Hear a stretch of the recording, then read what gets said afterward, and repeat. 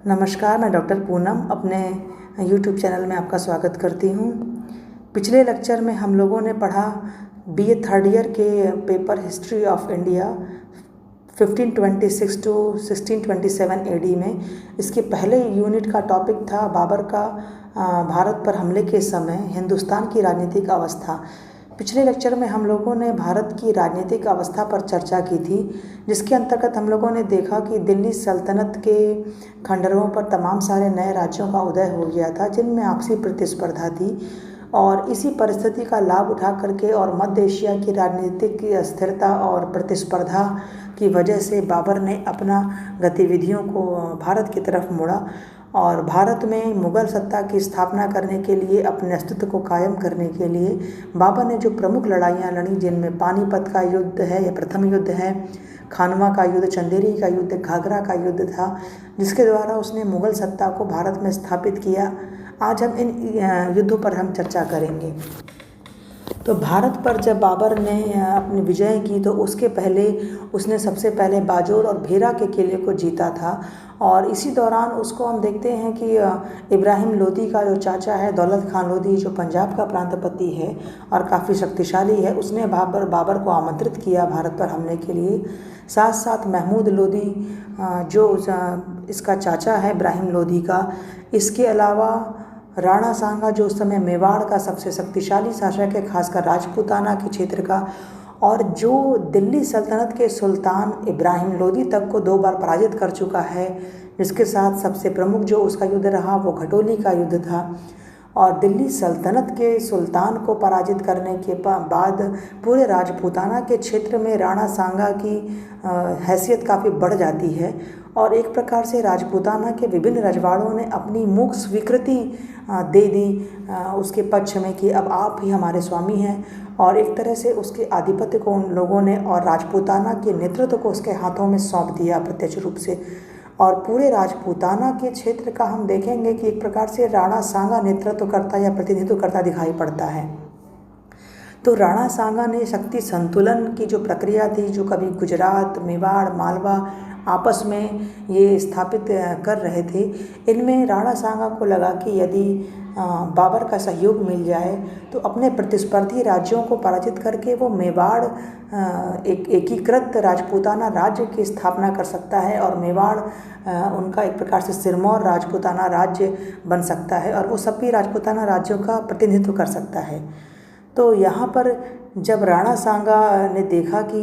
बाबर भारत पर आ चुका है और उसने हमले किए बाजोर के किले पर, लेकिन बाजोर और भेरा के किले को जब उसने जीता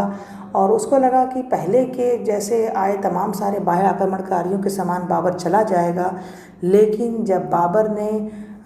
भारत में पैर जमाने के संकेत दिए, उसका ऐसा कोई इरादा जब उसने नहीं देखा कि ये वापस जाएगा, तो राणा सांगा भी चौकन्ना हो गया। और इसके अलावा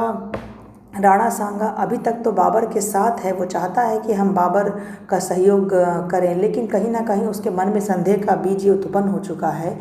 राणा सांगा के साथ तो अभी फ़िलहाल उसके टकराव नहीं उसके समक्ष उसका हुआ। अभी उसके सामने सबसे पहली जो एक चुनौती है वो दिल्ली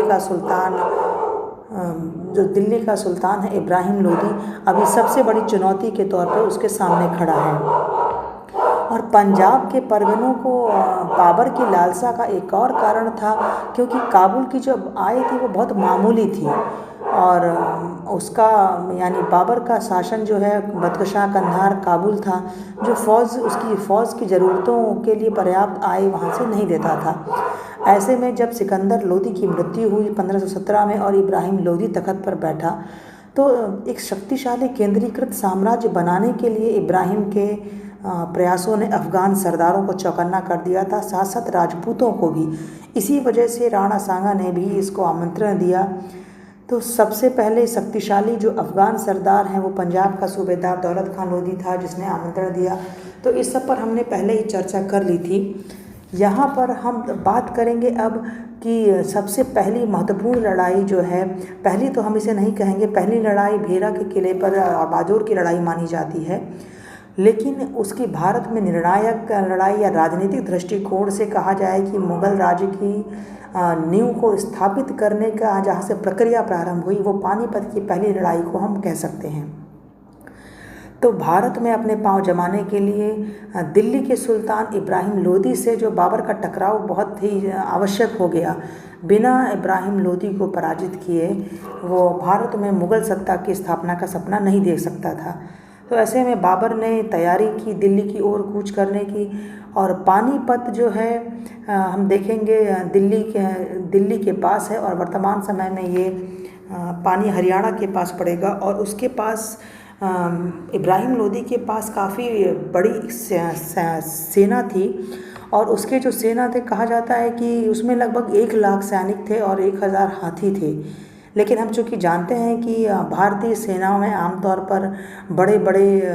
उस समय उनके कारिंदे, उनके चाकरों के झुंड रहा करते थे, इसलिए भी संभवतः लोदी की तरफ से लड़ने वाले जो सैनिक उनकी संख्या बहुत ज़्यादा हमें लग रही होगी। जबकि कहा जाता है कि बाबर के समय में केवल उसकी सेना में 12,000 ही सैनिक थे। लेकिन इन छोटी सी संख्या को अगर हम देखें तो ऐसे में इतनी बड़ी सैनिकों की संख्या को देखते हुए ही बाबर के सैनिकों के हौसले पस्त हो जाने चाहिए थे, लेकिन ऐसा कुछ भी नहीं हुआ। यहाँ पर सबसे बड़ी बात बाबर के लिए प्लस पॉइंट कहा जाए या बाबर को प्रेरित करने का जो था वो भारत के असंतुष्ट सरदारों का जो साथ उसको था। इस वजह से कहीं ना कहीं संख्या बल में कम होते हुए भी बाबर ने पानीपत की लड़ाई के समय अपने धैर्य को नहीं खोया और उसकी सेनाओं ने भी उसका साथ दिया। साथ साथ बाबर की जो एक रण कुशलता, सैन्य कुशलता, जो अनुभव उसने हासिल किया, जो मध्य एशिया में सफ़वी, उस्मानी, उज़्बेक इन सब के साथ लड़ाइयों के दौरान जो उसने अनुभव हासिल किए सैन्य संबंधी क्षेत्र में, वो उसके भारत में इन पानीपत के युद्ध में काफ़ी काम आए। कहा जाता है कि पानीपत की जो पहली लड़ाई है उसमें इतनी बड़ी संख्या में सैनिकों के होते हुए भी बाबर जब जीता तो उसका सबसे बड़ा श्रेय बाबर ने दिया कि उसके जो तोपखाना था या जो उसके तोपखाने को चलाने वाले सैनिक थे, जिसमें उस्ताद अली मुस्तफ़ा रूमी का नाम प्रमुखता से वो लेता है, इनकी वजह से उसने कहा कि पानीपत का युद्ध मैंने जीता है। और संभवतः ये बात भी कहीं ना कहीं अपने आप में बाबर के लिए एक सकारात्मक तत्व रही कि भारतीय जो शासक हैं या सैनिक हैं वो तलवारबाजी तो काफ़ी अच्छी कर सकते होंगे, बहुत अच्छे योद्धा होंगे, लेकिन नई नई प्रकार की जो सैन्य रणनीतियां हैं उससे वो अपने आप को अपडेट ना रख पाए, जो कि बाबर ने मध्य एशिया में अपने फरगना, समरकंद, काबुल, कंधार इन राज्यों को जीतने के दौरान अपने प्रतिद्वंदियों से लड़ाई करते समय इनकी तकनीकों को भी जब देखा उसने कि किन तकनीकों को उसके शत्रु यूज़ कर रहे हैं और उन सैन्य तकनीकियों और रणनीतियों का लाभ उठा करके कैसे वो अपने शत्रु पर भारी पड़ते हैं, तो उसको उसने पॉजिटिवली लिया और उसका उपयोग उसने भारत में पानीपत के युद्ध में किया और आगे आने वाले युद्धों में भी किया। तो पानीपत के युद्ध में बाबर ने तुलगमा सैनिक पद्धति या उस्मानी या रूमी पद्धति भी कहा जाता है उसको, जिसमें अपनी सेना को वो एक साथ ही मैदान में नहीं उतार देते, वो अपनी सेना को पहले उसके कुछ पार्ट को पेड़ों और खाइयों,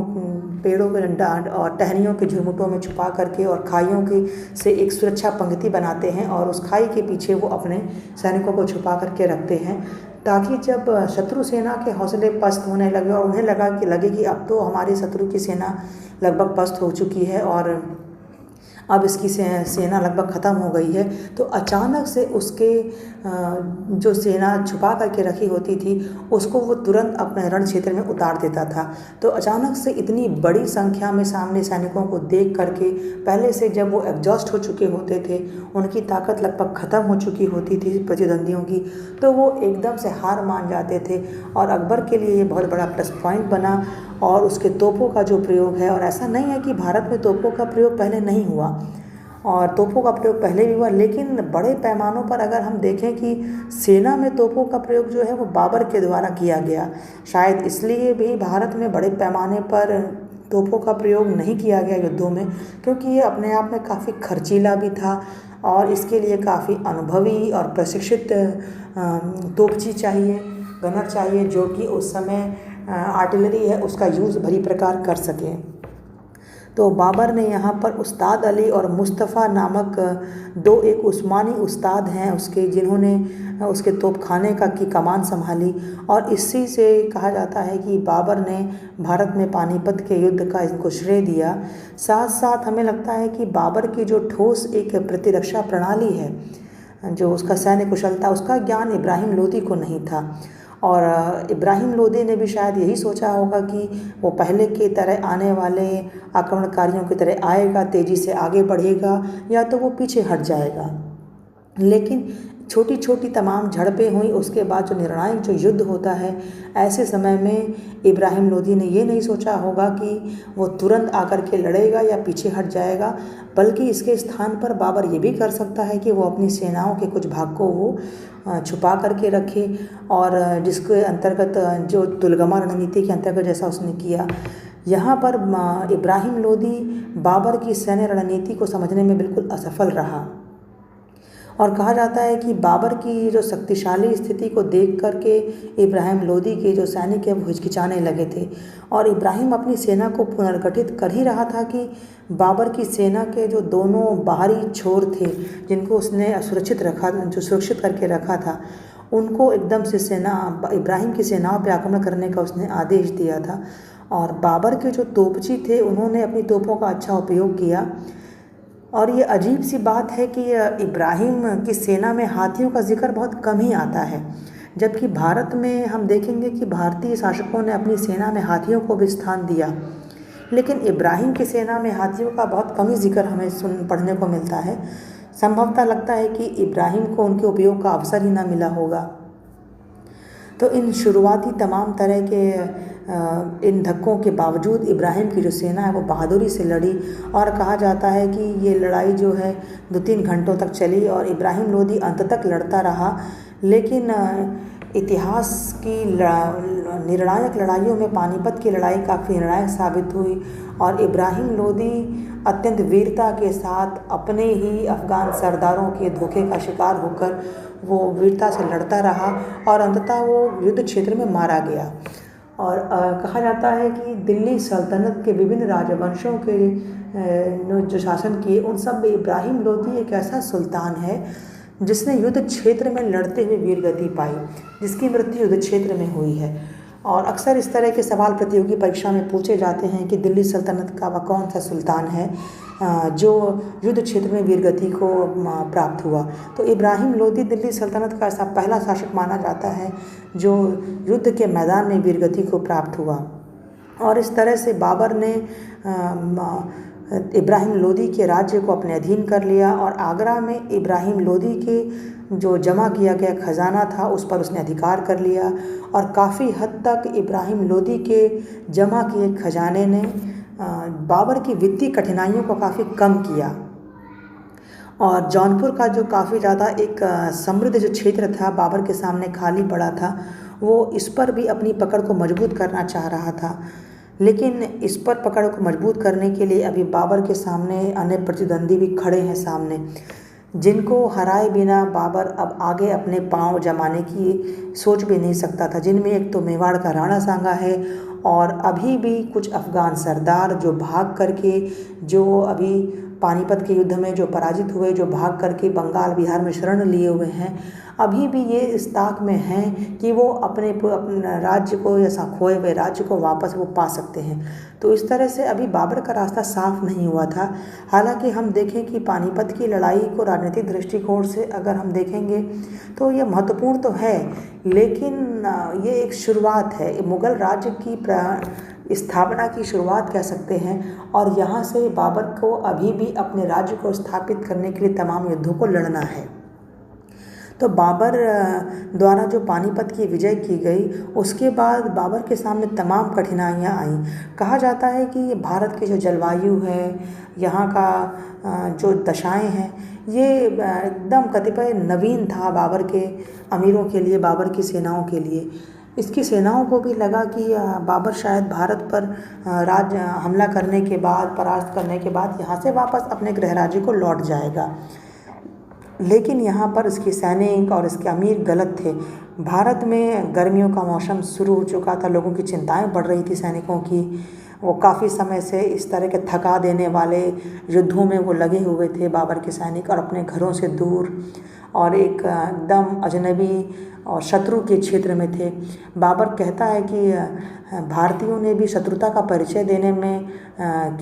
कोई कमी नहीं की। जब भी मुग़ल जो सैनिक हैं या सेनाएं हैं गांव में जाते तो वो छोड़ कर के गांव भाग खड़े होते। वहाँ के सैनिक पूरे गांव के गांव खाली हो जाया करते थे। जाहिर है कि हो सकता है कि इसके पहले तमाम सारे जो आक्रमणकारी भारत पर आए, जिन्होंने हमला किया, जिन्होंने गाँव तक पर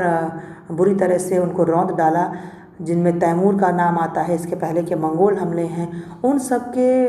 अगर कहा जाए कि बहुत बुरे अनुभव रहे होंगे ग्रामीणों को, तबाह किए गए, लूटे गए, तो ऐसे में उसकी यादें अभी भी उनके दिलो दिमाग में कहीं ना कहीं रही होंगी। संभवतः इसीलिए बाबर की सेना को किसी प्रकार भी यहाँ के ग्रामीणों ने, यहाँ के गाँवों से सहयोग नहीं मिला और गाँव की तरफ जाते ही गाँव के गाँव खाली हो जाते थे।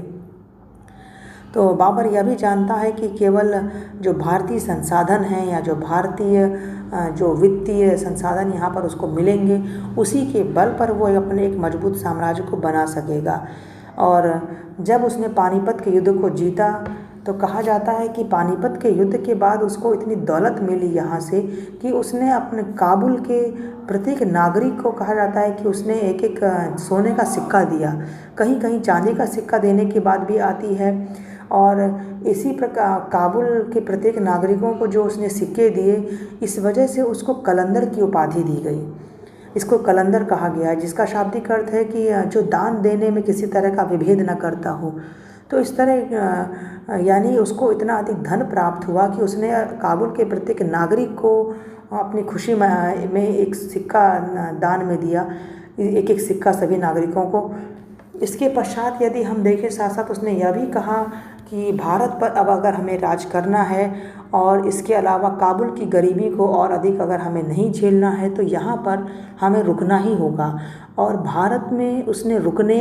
के अपने एक पक्के और अड़ियल रुख का ऐलान उसने अपनी सेना के सामने कर दिया कि उसका भारत से जाने का कोई इरादा नहीं है। वो भारत में ठहरना चाहता है और जो अमीर, जो बेग वापस जाना चाहते हैं वो काबुल वापस चले जाएं। इसकी इजाज़त उसने उन लोगों को दे दी। इससे लेकिन माहौल एकदम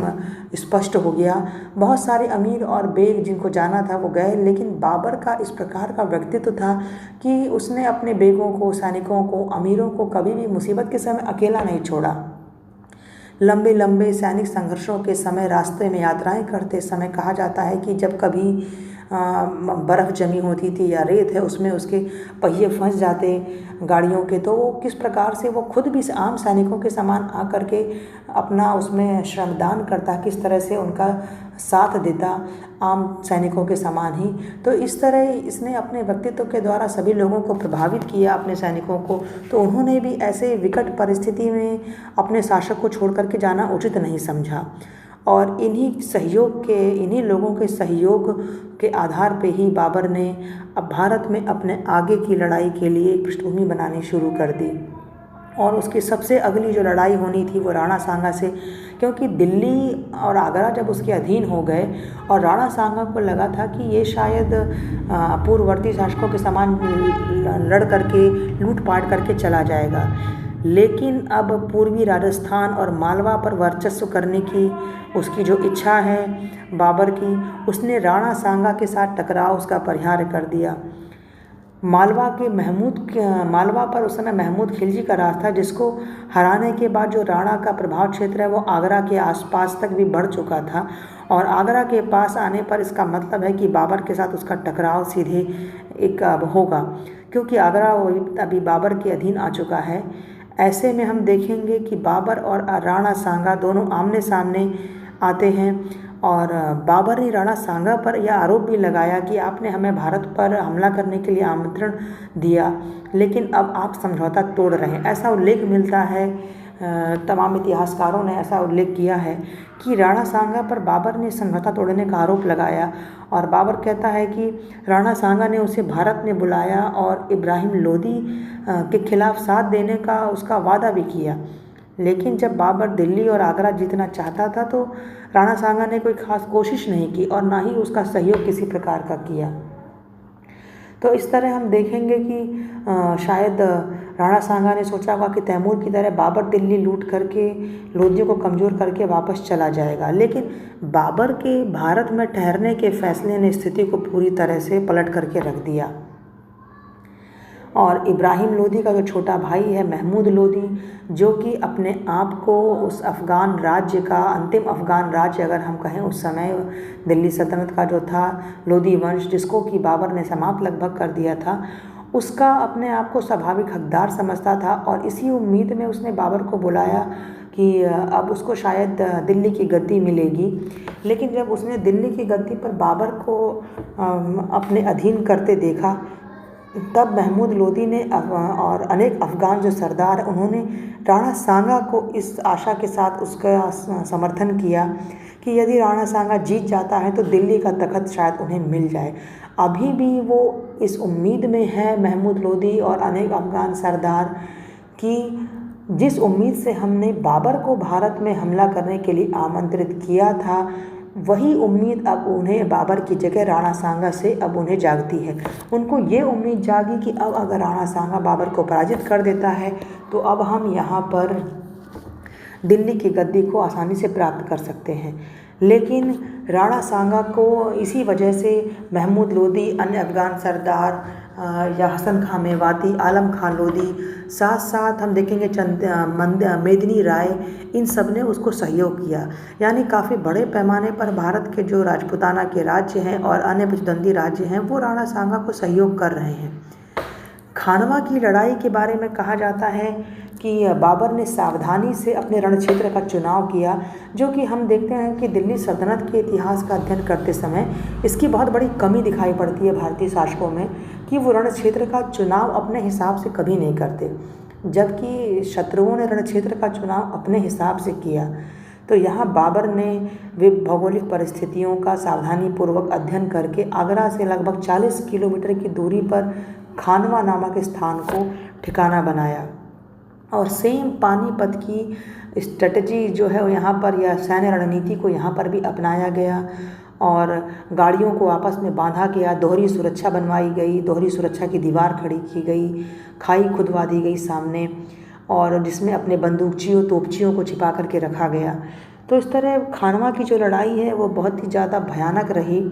तो खानवा की लड़ाई हम देखेंगे 17 मार्च 1527 को हुई, और इस लड़ाई में बाबर के अनुसार राणा सांगा की फ़ौज 2 लाख से ऊपर थी। और शायद इतनी बड़ी सेना इसलिए भी इसकी हो रही होगी क्योंकि इसको हसन खां मेवाती और आलम खां लोदी, महमूद लोदी, इन सभी अफ़गान सरदारों ने उसको सहयोग भी किया था। और बाबर की सेना निश्चित रूप से राणा सांगा की इस सम्मिलित सेना के सामने काफ़ी कम थी। और कहा जाता है कि खानवा की लड़ाई में राणा सांगा ने बड़े भयानक तौर पे युद्ध किया, और बाबर की सेना के जो हौसले हैं वो खानवा के युद्ध में पस्त होने लगे थे। ऐसे में अपने आप को एक कमज़ोर स्थिति में देखते हुए बाबर ने उस समय जिहाद की घोषणा की। बाबर ने कहा कि हम यहाँ पर अगर जीत जाते हैं तो हमारी गरीबी ख़त्म हो जाएगी, साथ साथ हम यहाँ के एक बड़े राज्य को जीतने के बाद अपनी तैमूरी या चंगेज़ी जो परंपरा हमारी है या जो हमारा साम्राज्य है उसको फिर से हम अपना स्थापित करेंगे, प्रतिष्ठा या गौरव को पुनर्स्थापित करेंगे। साथ साथ बाबर यहाँ लेकिन ये भी अब तक समझ चुका है कि इब्राहिम लोदी की पराजय से राणा सांगा ने कुछ नहीं सीखा, क्योंकि अभी भी उसके जो तीरंदाज हैं, जो खासकर तोपची हैं, इसका तोड़ अभी भी राणा सांगा के सामने नहीं है। तो इस बात से बाबर ने यह अंदाज़ा लगाया कि इब्राहिम लोदी की हार जिन वजहों से हुई, उन हार की वजहों से अभी राणा सांगा ने कुछ नहीं सीखा, और ना ही मेरी रणनीति का उसने अध्ययन किया। बाबर लिखता भी है अपने संस्मरण में तुजुक बाबरी में कि कुछ हिंदुस्तानी बहुत अच्छे एक तलवारबाज हो सकते होंगे, लेकिन सैन्य रणनीतियाँ, तौर तरीक़ों के बारे में वो अभी भी बहुत ही कुशल नहीं हैं। और कहा जाता है कि बाबर ने इसमें कहा कि हम शराब के बर्तनों को तोड़ दिया और सैनिकों के सामने कहा कि जब तक मैं इस लड़ाई को जीत नहीं जाता मैं शराब नहीं पीऊँगा, और किसी भी तरह की मैं विलासितापूर्ण जीवन को अपने त्याग कर रहा हूँ जब तक मैं इस लड़ाई को नहीं जीत जाता। और बाबर ने जिहाद की घोषणा की, शराब के बर्तनों को तोड़ दिया, और उसके सभी सैनिकों ने भी इसी प्रकार का प्रण लिया उसके सामने कि हम आपके साथ पूरी तरह से हैं और जब तक हम इस खानवा की लड़ाई में विजित नहीं हो जाते, राणा सांगा को परास्त नहीं कर देते, तब तक हम सभी भी किसी भी प्रकार से मदिरा का सेवन नहीं करेंगे। और इस तरह बाबर ने धर्म के नाम पर इनको इकट्ठा किया और इस युद्ध में बड़े पैमाने पर एक बड़ी सेना के सामने संख्या में कम होते हुए भी बाबर के सैनिक जीत गए और राणा सांगा यहाँ से बच निकला। और कहा जाता है कि वो अपनी ताकत को फिर से इकट्ठा करके बाबर से टकराना चाहता था, लेकिन उसके अपने ही इतने सारे प्रतिद्वंदी उस समय थे। जैसा कि हमने बताया, ये भारत का बहुत बड़ा एक नेगेटिव एक पॉइंट है कि यहाँ के प्रतिद्वंदी आपस में एक दूसरे का सहयोग करने के स्थान पर मारने काटने के लिए तैयार हैं। तो राणा सांगा जो कि किसी तरह बच निकला, उसको उसके कुलीनों ने ही या उसके अपने प्रतिद्वंदियों ने ही उसको जहर दे करके मार डाला। और कहा जाता है कि राणा सांगा का यह स्वप्न अधूरा रह गया एकीकृत राजपूत राज्य की स्थापना का। तो जो खानवा की लड़ाई है, उस लड़ाई ने दिल्ली आगरा के क्षेत्र में जो बाबर की स्थिति है उसको सुरक्षित कर दिया। वो एकदम अब यहाँ पर बाबर ने खानवा के विजय के बाद कहा भी कि काबुल की गरीबी अब और नहीं, यानी अब हमारी जो वित्तीय कठिनाइयाँ हैं वो लगभग ख़त्म होने के कगार पे हैं। और इसी में हम देखेंगे बाबर को आगे चंदेरी का जो मेदिनी राय है, जो एक और राजपूत राज्य है जिसको कि राणा सांगा के बराबर का तो नहीं, लेकिन फिर भी हम मान सकते हैं कि राणा सांगा के विकल्प के तौर पर वो उभर सकता था। और मेदिनी राय राजपूत शासक था और हो सकता है कि राणा सांगा की कमी को अब वो पूरा करने का या राजपूतों की ताकत का जो अब एक निर्वात उत्पन्न हुआ, शून्य उत्पन्न हुआ, उस शून्य को भरने का प्रयास अब चंदेरी का मेदिनी राय कर सकता था। तो ऐसे में चंदेरी के मेदिनी राय को पराजित करना भी बहुत आवश्यक हो गया बाबर के लिए। और बाबर ने 29 जनवरी 1528 में चंदेरी के मेदिनी राय को भी पराजित किया। और कहा जाता है कि बाबर ने इस युद्ध में भी जिहाद की घोषणा की। और चंदेरी के युद्ध में एक महत्वपूर्ण बात है जो अक्सर प्रतियोगी परीक्षाओं में भी क्वेश्चन आता है कि चंदेरी के युद्ध में जो शेरशाह है, जो आगे चल कर के हम देखेंगे कुछ समय के लिए भारत से मुगल वंश की सत्ता को समाप्त कर देता है, यानी जो भारत में द्वितीय अफगान राज्य की स्थापना करता है। यानी प्रथम अफगान राज्य जो लोधी वंश के नाम से जाना जाता है और द्वितीय अफगान राज्य जिसको कि हम सूर साम्राज्य के नाम से जानेंगे आगे, तो उसका संस्थापक जो शेर शाह सूरी है, यानी अफ़गान एक प्रकार से सरदार है ये। तो शेर शाह जो है वो बाबर की तरफ से चंदेरी के युद्ध में लड़ता है। तो इस बात को ध्यान में रखिएगा, कई सारी प्रतियोगी परीक्षाओं में या आगे आने वाले आपको नेट के एग्ज़ाम्स में इस तरह के सवाल आते हैं कि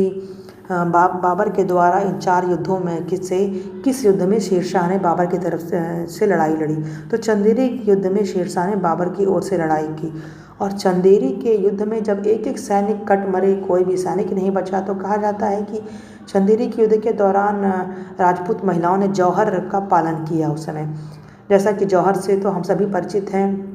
तो जौहर का पालन इस समय किया। और साथ साथ अभी भी हम देखेंगे कि बाबर के सामने जो एक थोड़ी सी अभी समस्या बची हुई है, जो कि आगे विकराल समस्या के रूप में खड़ी हो सकती थी, तो क्यों ना उस विकराल समस्या को जो इस समय अभी कुचल दिया जाए, जो कमज़ोर पड़ी हुई है अफ़गान ताकतों के रूप में। यानी अभी उसके सामने अफ़गान पूरी तरह से ख़त्म नहीं हुए हैं। वो अफ़गान जो पानीपत की लड़ाई में छोड़ करके भाग गए, जिन्होंने बंगाल और बिहार में जाकर के शरण ली, तो ये अफ़गान जो करारी हार का सामना कर चुके हैं पानीपत में, लेकिन वो मुग़ल शासन से समझौता करने के लिए तैयार नहीं दिखाई दे रहे हैं कहीं भी। तो ऐसे में हम देखेंगे कि पूर्वी जो उत्तर प्रदेश है वहाँ पर अफ़गान सरदारों का वर्चस्व अभी भी है, जो बाबर की अधीनता तो स्वीकार कर रहे हैं, लेकिन कभी भी वो उसको उखाड़ फेंकने के लिए तैयार हैं। तो ऐसे में अफ़गान सरदारों को हराने में बाबर को काफ़ी प्रयास करना पड़ा। और 6 मई 1529 को घाघरा का युद्ध किया उसने। घाघरा के युद्ध में बंगाल और बिहार की संयुक्त सेनाओं को पराजित किया। बंगाल की तरफ से नुसरत शाह ने युद्ध किया और बिहार की तरफ से महमूद लोदी ने युद्ध किया। और बंगाल और बिहार की संयुक्त सेनाएं जो उस समय अफ़गान सरदारों की हैं, उन्होंने बाबर के साथ युद्ध किया। और यहाँ पर हमें ध्यान देना चाहिए कि वो शेरशाह जो चंदेरी के युद्ध में बाबर की तरफ से लड़ रहा है। अब घाघरा के युद्ध में वो बिहार के महमूद लोदी के साथ उसका समर्थन कर रहा है। यानी किस प्रकार के राजनीतिक समीकरण बनते बिगड़ते यहाँ पर दिखाई दे रहे हैं। तो शेर शाह चंदेरी के युद्ध में बाबर के साथ है, तो घाघरा के युद्ध में वो बाबर के खिलाफ है। यहाँ पर वो बिहार के महमूद लोदी जो अफगान सरदार है उसकी तरफ से लड़ाई लड़ता है। तो घाघरा की लड़ाई में भी बड़ी आसानी से उसने पराजित किया और घाघरा की लड़ाई में बची कुची अफगान ताकत को उसने रौंद दिया बाबर ने, और बंगाल की नुसरत शाह ने संधि कर ली। और बाबर जानता था कि अफगान समस्या अभी हल नहीं हुई है और बिहार को संभाले बिना पूर्वी उत्तर प्रदेश जो है वो अफगान की समस्याओं का हल पूरी तरह से नहीं हो सकता है। तो ऐसे में उसने काफ़ी लंबी मुहिम चलाने की आवश्यकता थी उसको अफ़गानों के लिए। तो यहाँ पर उसने इन समस्याओं में उलझने की बजाय वापस आगरा लौटने का एक प्रयास किया। और इसके बाद क्योंकि उसके हाथ में बचा कुचा जो दिल्ली सल्तनत का जो अभी राज्य है, जो दिल्ली है, आगरा है, वो अगर लंबे समय तक वो बिहार बंगाल की राजनीति में ध्यान देता तो संभवतः वो दिल्ली और आगरा के राज्य को खो देता। तो इसलिए वो जल्दी ही उसने वापस वो आगरा लौटा, लेकिन घाघरा के युद्ध में उसने पराजित किया बंगाल बिहार की संयुक्त सेनाओं को। और कहा जाता है कि इस युद्ध में पराजित करने के बाद जब वो वापस गया तो 1529 में युद्ध हुआ और दिसंबर आते आते 1530 के दिसंबर में बाबर की मृत्यु हो जाती है। लेकिन भारत में जो बाबर का आगमन है वो अपने आप में बहुत बड़े पैमाने पर एक राजनीतिक परिवर्तन को लेकर के आया। बाबर के भारत में आगमन को हम देखेंगे कि ये बहुत आगमन अनेक दृष्टियों से महत्वपूर्ण है कि जो कुषाण साम्राज्य था, जिसके समय में हम पढ़ते हैं कि काबुल और कंधार उत्तर भारत का हिस्सा थे,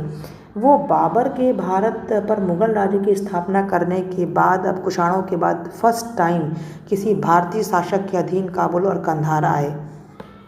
तो इस तरह से हम देखते हैं कि बाबर का भारत में आगमन भारतीय राजनीति में एक नए रक्त को प्रवाहित कर रहा है। अब यहाँ पर दिल्ली सल्तनत समाप्त हो गई और मुग़लों के रूप में एक नया रक्त प्रवाहित हो रहा है और एक नए राजवंश की उत्पत्ति यहाँ पर दिखाई देती है, जो आगे चल कर के हम देखेंगे तमाम सारे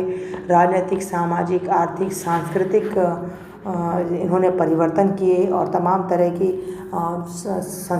एक प्रकार के कंपोजिट कल्चर को इन्होंने या समन्वित संस्कृति को जन्म दिया, जिसकी विरासत आज भी हमारे भारत को गौरवान्वित करती है।